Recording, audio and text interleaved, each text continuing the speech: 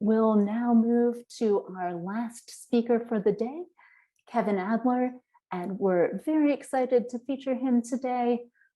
Kevin is thinking through many ways to support unhoused people using digital and other strategies, and has done some very innovative work and continues to do that. And so we're delighted to welcome him. Kevin, why don't you go ahead and share your screen? Great, and I will hand it over to you. Okay, great. Can everyone see that okay? Okay. Well, this is a photo here of my family. That's me at the bottom left there. And that's my grandparents, my mom, my brother. And in the middle there, that's my Uncle Mark. And Mark was my favorite member of my extended family. He remembered every birthday, guest of honor at Thanksgiving and Christmas. Mark also suffered from schizophrenia, and he lived on and off the streets for 30 years. And it wasn't until Mark died where I went to the gravesite with my dad, and I just started thinking about what Mark's life was like when he wasn't at our Thanksgiving and Christmas dinner table. You know, we knew him in this one regard. I knew him as a young person, but he'd go back to Santa Cruz and then he'd disappear for months at a time.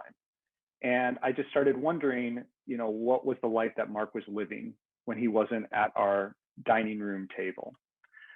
And that got me thinking really about the work about living in San Francisco, because when I walk down the street of San Francisco, I don't necessarily see people who are experiencing homelessness as someone's brother or sister, or someone's son or daughter, or someone's mother, father, or maybe someone's beloved uncle or aunt, some kid's beloved relative.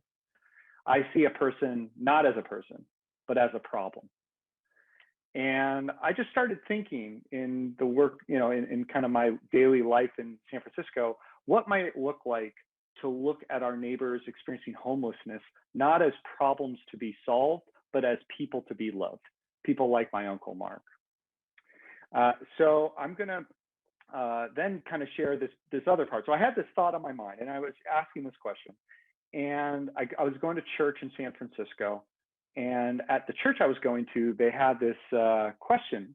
Can you all see my screen okay? Let's make sure. Okay, let me just go back here. Okay, so at the church I was going to, they had a question which was really quite simple, but really shook me. It was, who is Jesus? And you had to answer that with some kind of art form. And, you know, I didn't know, you know, how to really express an answer to this question. I was thinking, gosh, maybe paint a picture, but I'm not much of an artist. Maybe I could write a song. Well, I don't know if Jesus really needs another song. And then that got me thinking, well, I love technology. You know, my background's as a sociologist, a social entrepreneur. I started a few tech startups. And I got this question on my heart that really changed my life, which was, how would Jesus use a smartphone? How would Jesus use social media? How would Jesus use, you know, wearable camera? And I thought back from that question to my time with my uncle, at my uncle's gravesite with my dad. And it just hit me. And I started this side project where over the course of a year, I invited 24 individuals experiencing homelessness to wear GoPro cameras around their chests and narrate their experience of what life is like on the streets. And I actually have a short clip that I'm going to play that hopefully you'll be able to hear. My name is Adler. I'm living in San Francisco. And, I've been homeless on and off for like almost 6 years now. For most people that are homeless, I hear it from friends and I see it, don't have any type of real interaction that means anything to them when you're homeless, because people treat you so much different. About 90% of these people could care less about standing in front of them or not, you know. I mean, most of them would not want to see me would rather not see me at all out there. And when I say that, I don't mean see me out here being homeless. They would just rather not see me out here at all. You know, and it's, I guess, the way that our society's turned, where they look at me like I'm below them or something like that, and they don't realize it. Like I said earlier, that, you know, a lot of people that I know right here in this neighborhood, in Castro, are living paycheck to paycheck, wondering if they're going to be housed next week. How you doing, folks? Tomorrow's my birthday. I'm trying to get a hotel. I'll about to get a paper. So I got footage You know what I like mean? this, and I was watching it over and over again, and I was just overwhelmed by what I was seeing. You know, people just pouring out their hearts in these, you know, short videos, narrating what life is like on the streets from their perspective. I just walked by you, you're still here, what's going on in your heart? And I heard in one of the clips something that changed my life. And it was a simple quote. I never realized I was homeless when I lost my housing, only when I lost my family and friends. And it brought me right back to that moment with my dad at my uncle's gravesite. And I started wondering, are the people that we're walking by every day, people experiencing homelessness, people like my Uncle Mark, are they have family or friends that would want to reconnect with them? Even a couple, 1 out of 100. What is that the case? And so I decided to find out. I took a walk down Market Street in downtown San Francisco, went up to every person I saw who was experiencing homelessness and asked a very simple question. Do you have any family or friends you'd like to reconnect with? It was a few days before Christmas, and that's when I met Jeffrey. Jeffrey, sat down with him. You know, he has a bottle of alcohol by him. He was talking to himself. The minute that I asked him about his family, he looked me right in the eye. He said, I haven't seen my family in a long time. And I asked, would you like to record a video to your family? And he said, yes, I would. And this is that first video. My name is Jeffrey Michael Gottschall. I was born August 7th, 1969, in a small town in Pennsylvania named Torresville. Are there any friends that you would like to send a holiday message? In Pennsylvania, In Torresville, Pennsylvania? Pennsylvania, if you can. Well, like what are their names? My dad, Harold. What would you like to say to your dad? I intend to go home and see you again someday. So I got this video on my phone a few days before Christmas, and interactive part, if you want to put in the chat, what do you think I did next? And I'll tell you, no one has ever gotten the answer right. Most people say post on Facebook, do all these things. The answer is nothing, because I didn't know if I could trust him. I didn't want to make a mess. I didn't want to get into any kind of trouble. And a few days go by, and I'm still with this video on my phone. I was like, you know, I got to put it somewhere. I got to find, you know, see if I can deliver it. And that's when I posted it on a Facebook group connected to his hometown.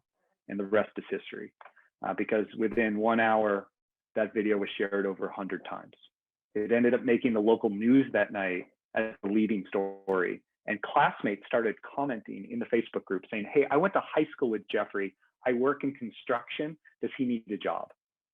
I work at the congressman's office. Does he need health care?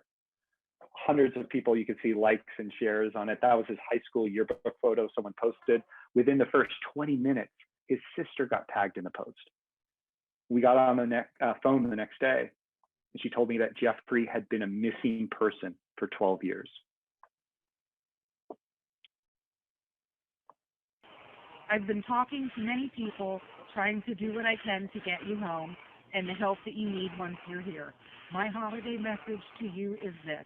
Don't give up, I won't either. A few days later, they reconnected in person on a phone call, and then months later, reconnected in person, first time in over 22 years. And so that moment, you have this thing happen. I decided to leave my job. I was working in the education space and kind of focus fully on what has become Miracle Messages, because I knew Jeffrey wasn't the only one, and that this shouldn't be happening. We shouldn't live in this incredibly digitally connected world. And then within our midst, some of the people who need relationships as much, if not more than every other person, are that isolated and that disconnected. And so at Miracle Messages, we believe no one should go through homelessness, full stop. But in our broken society, people do go through homelessness. Well, I believe no one should go through homelessness alone. So a couple things I wanted to just share with you before we open it up to questions. We don't talk about this very often, and I think it relates not only to the homelessness space, but perhaps with the church as a body in general, that relational poverty is a form of poverty. Disconnectedness, isolation, self-loathing, shame, We think about all the base of Maslow's pyramid: food, water, shelter, clothing, housing. We need that to be fully human. But we also need to feel loved and feel belonging and feel safe in that. And so we've come to believe that relational poverty is a form of poverty that's overlooked by many homeless service providers, despite it being linked to better health outcomes and being a very pragmatic and effective tool for helping to address homelessness. Not a silver bullet, but a core part of any strategy to address homelessness. The reasons people are disconnected are a few reasons.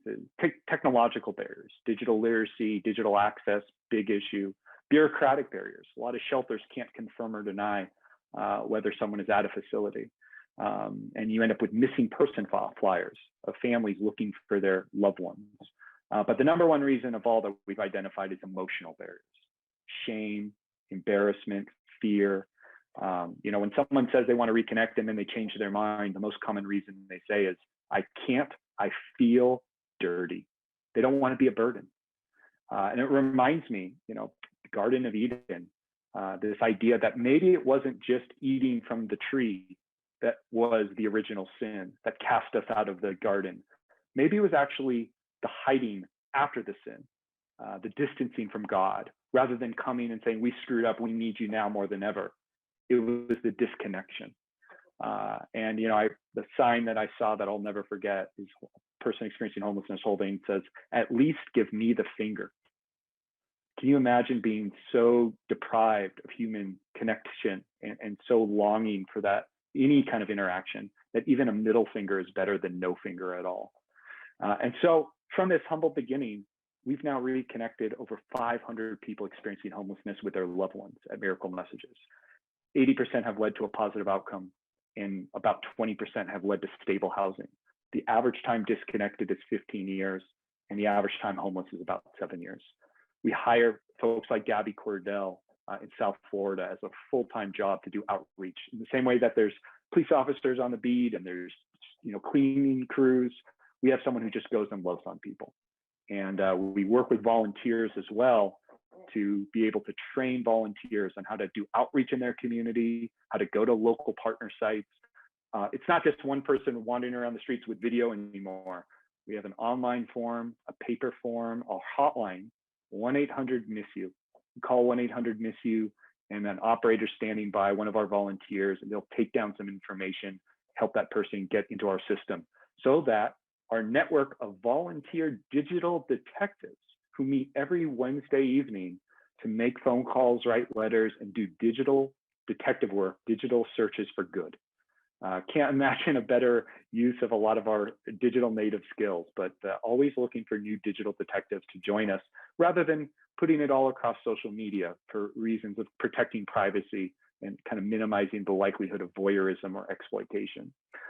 We also have families reach out to us regularly looking for their homeless relatives and asking if we can help them reconnect. We've done now about 70 of these needle in a haystack reunions. And so just to give you a visualization, it started in San Francisco, but this is on our website, miraclemessages.org. That's the number of reunions in Miami, and then that's where messages were delivered to that were successful reunions. And you can actually go and see an interactive display of all the reunions, almost like a flight map. Remember when we used to go on airplanes and do that? Similar to that. And you can actually see all the reunions, which really brings me to this point that it's not a big city issue, homelessness. It's not just particular to one group or even one family who has a family member that's homeless.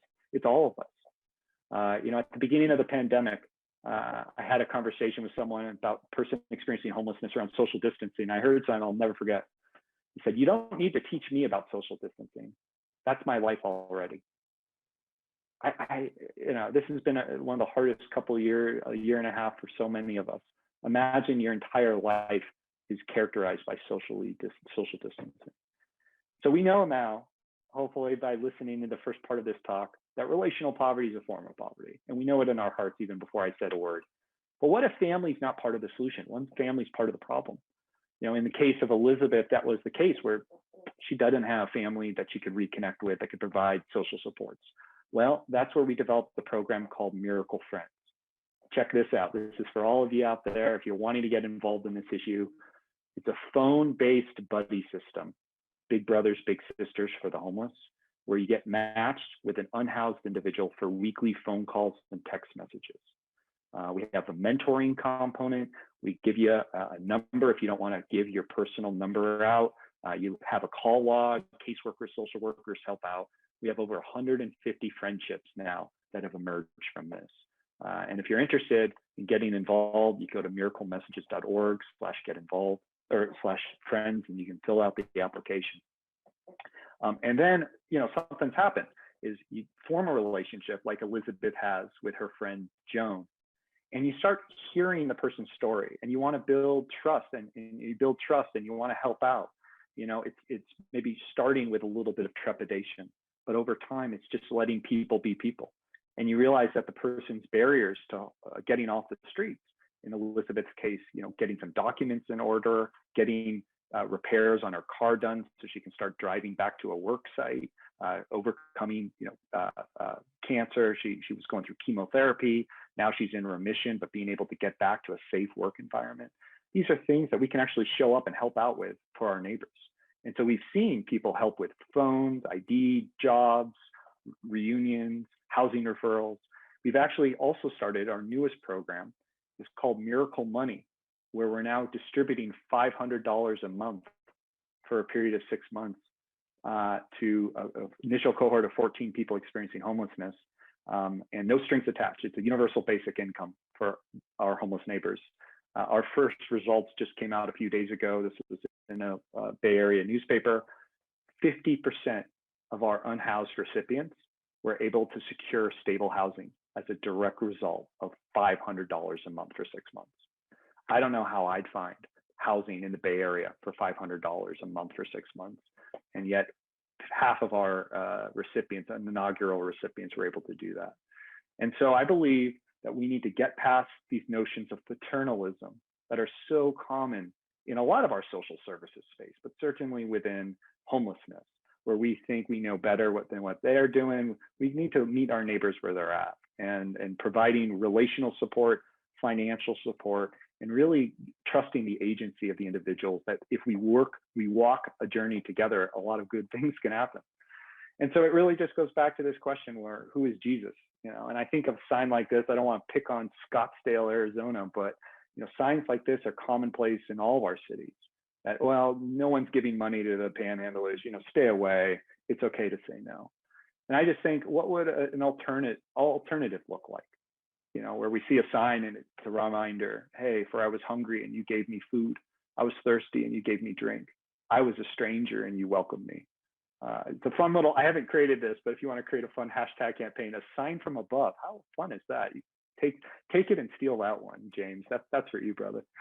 So really, we believe that no one should go through homelessness alone, and that we need to not see our neighbors experiencing homelessness as problems to be solved, but see them as people to be loved. And so if you'd like to get involved, you can volunteer as a Miracle Friends buddy, or get involved as a digital detective for good. You can donate, and you can also refer people in your community and go to partner sites through our 1-800-MISS-YOU or miraclemessages.org/1-800-MISS-YOU. And that's my contact information. But with that, I'll answer any questions. So thank you. Thank you so much, Kevin. That was so moving. I'm waiting to see if we've got some questions coming in.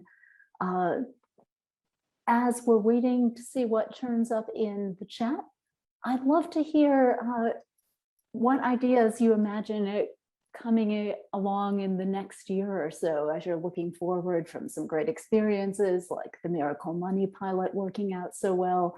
Have any ideas brewing that you'd like to share with us? I believe we're solving two problems in the work we do. One is the relational poverty, financial poverty pieces. And I think they go hand in hand. If you have just little to no bank account and you have to depend on others for every need, it's very hard to be in an equal footing relationship, right? And so we're really trying to adjust that power dynamic and make sure people can show up with the dignity that is inherent to the human condition. And I'll just share Elizabeth, who I showed a couple photos of, When we gave her $500 a month, the first thing she did with them is spend some money to make a donation to Miracle Messages. And when I asked her, why did you do that? She said, I didn't do it for you. I did it for me. So I could once again feel the dignity of being able to support the causes I believe in. So we're addressing the relational poverty, financial poverty piece on the streets. The other problem that we're solving, to your question, Hannah, is that people feel helpless on this issue. We feel so frustrated. Everyone sees it. And yet you don't know what to do. And especially now in this pandemic where we're told to social distance, keep safe. What's going to happen when we say, okay, it's clear, all clear, let's go back out? Person experiencing homelessness who's perhaps maskless, ask you for $1. Are you going to engage in them with conversation? So I think what we need to do is be really creative right now about how we connect with our unhoused neighbors at this moment so that we're coming out of this pandemic stronger and in relationship and perhaps even better neighbors than we were going into it. That's such a great answer. And it's a perfect segue into a question we've received, which is, what are your biggest needs today at Miracle Messages? Wow. I mean, we got so money. We were a team of 5 and $50,000, we were able to house 6 people experiencing homelessness, and the reunion services, the buddy program are all very cost effective. So would love donors to step forward. We have a few individuals that we're looking to expand our pilots. Another is volunteers, digital detectives and Miracle Friends buddies. We right now have more unhoused individuals interested in getting buddies than we have volunteers to match them with. I would love to be able to change that. And the third thing, because everything has to happen in threes, I think Kim was the one who said that, is this is part of a conversation change. The narrative around homelessness is that here's this major problem, it's insurmountable, we don't know where to go, what to do, how to start this. So I would just invite everyone who's listening in to just think, whether it's volunteering with us, donating to us, sharing our work, just think like, what are the conversation spaces where the topic of homelessness comes up? How are you engaging in them?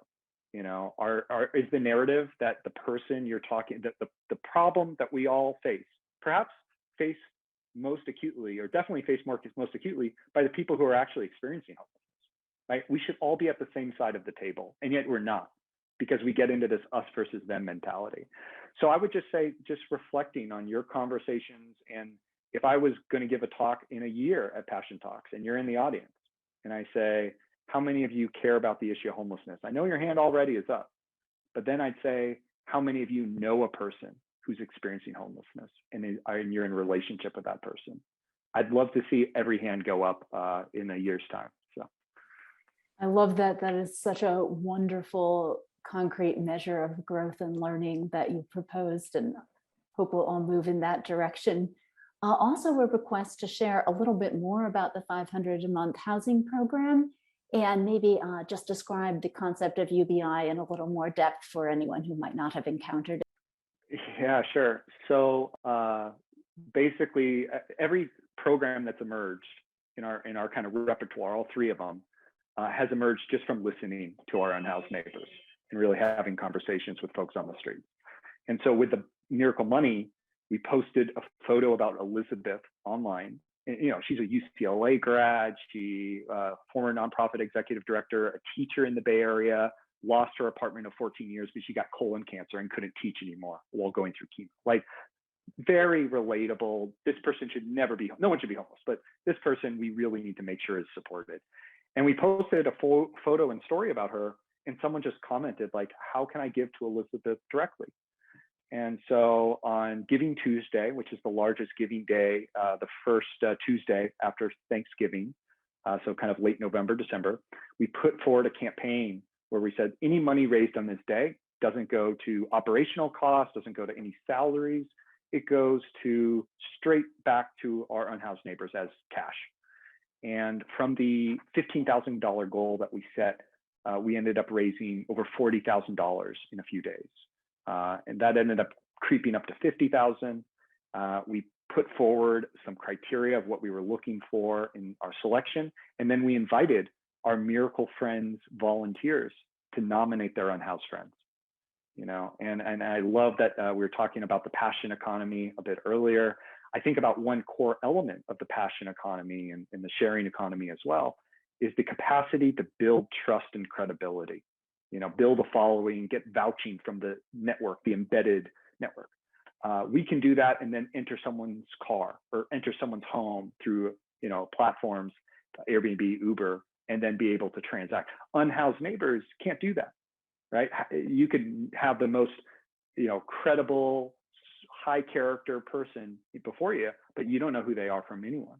And so what we found is that by having the buddy system and having those volunteers vouch and say, this person is in a good spot, I'm going to walk this journey with them. That's the only requirement, is to stay active in the buddy system and have weekly calls and texts. And I'm going to work with them to make sure that $500 a month gets well utilized, with, again, no strings attached. And so we distributed it. And in addition to the housing, we had an individual, Muslim individual, who said he was able to return to the mosque because now he could buy clean clothes and feel good about himself, and buy a blender so that he could eat food, since he can't eat solid foods. We had 2 individuals get service dogs for their disabilities and their severe PTSD. So it's just one by one, we find that if we're in relationship and we provide basic resources, God can work magic. And people sometimes say, well, you're not a overtly Christian organization. We have people of all backgrounds, beliefs. I like to think that I'd love to see a year where everyone in Christianity, at least my version of Christianity, shows people their faith rather than telling them their faith. And I end up hearing more ministry from our unhoused neighbors on how God's working in their life through our programs than any value I could offer to them as a believer. So. Amen. Well, it's so encouraging to hear these stories and hear about these efforts. And I'm so grateful to all of our speakers. We don't really have time for too many more questions, but I would encourage everyone, we have a break coming up in just a few moments here. And I'd encourage you to spend that first little bit of the break jotting down a note about one step you're going to take to connect with a nonprofit or another good endeavor that you can think of that's building creativity or community or connecting people or serving those with clear needs. So please take a moment to do that, and then go get your coffee or whatever it is that you need to do. Thank you all so much for joining us. I'm so delighted that you came to this room to hang out with us today, and I hope we get to connect later. We will now go to break. Thank you all so much.